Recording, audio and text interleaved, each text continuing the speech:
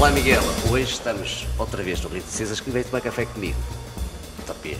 Utopia é um dos DJs mais antigos ainda em exercício, não é? Assim, de alguma maneira sim, não propriamente como residente ou fixo em nenhuma casa ou lar, mas for de facto fazendo alguma coisa aqui e ali, em festas mais específicas, entre amigos de amigos, etc. Sim, ainda continuo a tocar e com todo o gosto. Aquelas coisas antigas, como tu sabes, aliás. Sim, anos 80, não é? Basicamente, os anos 80, claramente que sim. Eu comecei a trabalhar, portanto, como DJ com 17 anos, mas a história antes disso... Para. Contaste uma história que começaste aos 15 anos, não foi? É verdade. Conta-me lá isso. Isto começou um bocadinho, como eu já tinha algum gosto pela música, e na altura, portanto, eu vivia com os meus pais numa casa ali na zona do Barra de Alvalade, proximidade do aeroporto. Tínhamos uma garagem que a pouco e pouco foi-se pondo uma bola de espelhos, uma luz, mais uma luz, menos uma luz, e então eu comecei um pouco pelas festas de garagem, como se fazia na altura, convidava os amigos, enfim, fazíamos ali algumas animações e nem sequer havia giradiscos profissionais, nada disso, era deck contra deck, portanto aquilo era um miúdo, então foi assim que tudo começou, basicamente. Tu no outro dia contaste uma história, não é? Aliás, tentaste-me contar uma história, mas não vou contar. Explica-me lá, que história é essa dos 17 anos?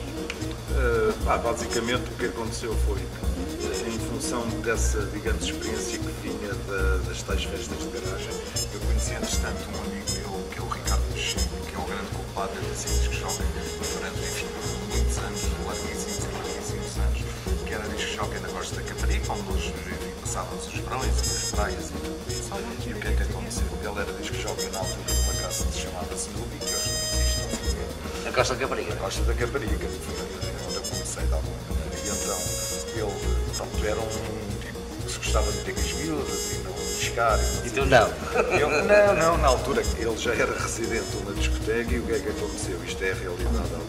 Ele, às vezes, e essa foi talvez foi mesmo a primeira vez em que eu pus música a sério numa discoteca, mesmo sem ganhar nada.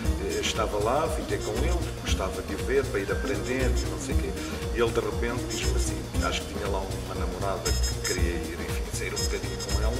E o que é que acontece? Eu estava com ele na cabine, de repente e do nada, ele pega-nos ao escutador e diz-me assim, Topé, põe aí música. Vai sair da cabine, eu vejo, eu estou numa discoteca pela primeira vez com uma pista cheia de gente a dançar e nunca tinha posto um disco. Imaginas como é que eu fiquei. Mais ou menos, né?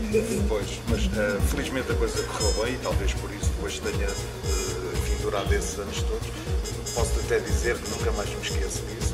O primeiro disco que eu pus na minha vida numa discoteca, nestas condições que te estou a explicar, foi um tema que se chama Rock the Boat, que era na altura tocado, cantado pelos Forest. Muito bom. Uma grande música Muito mesmo, bom, muito bom. uma grande música. Essa foi a primeira. Aliás, desculpa lá, isso é para nós, nos anos, fazemos quase 50 anos, as primeiras, a seguir faz a...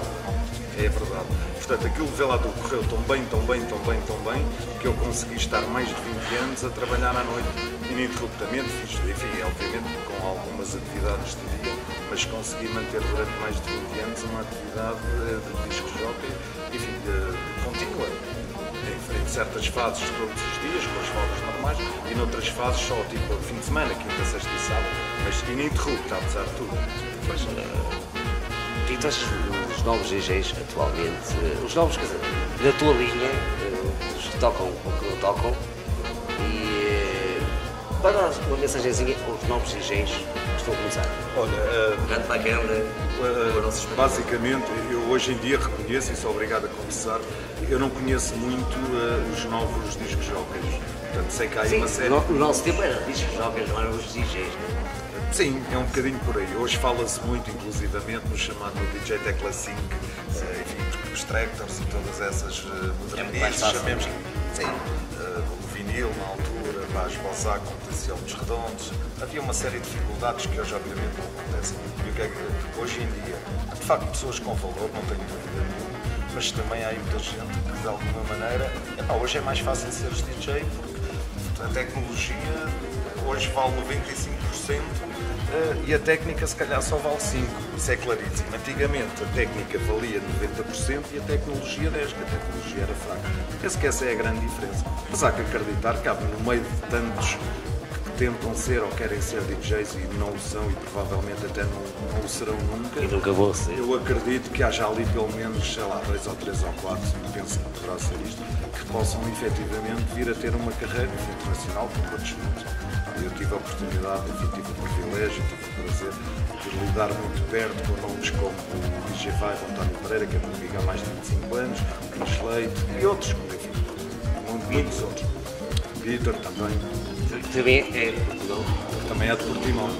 Eu tenho o prazer de trabalhar com ele também. Ótimo, não sabia disso.